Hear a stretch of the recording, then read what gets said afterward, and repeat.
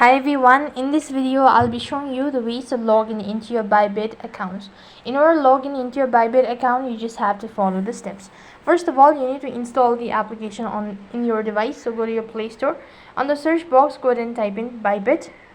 When you locate Bybit, then you need to go ahead and press the open button, and this is how it's going to look like. So when you open up your Bybit application, this is how it's going to look like. Now what next you have to do is you just have to press on the login now button located right at the bottom.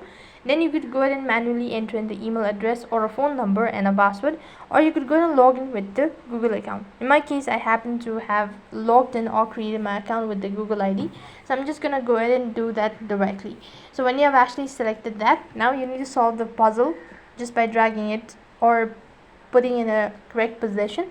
As you've done verifying the catch, then you'll have successfully logged into your Bybit account. So that is how you can log into your Bybit account. That is all for this video. I hope the video was helpful. Make sure to like, share and subscribe to our channel. Thank you for watching. See you in the next video.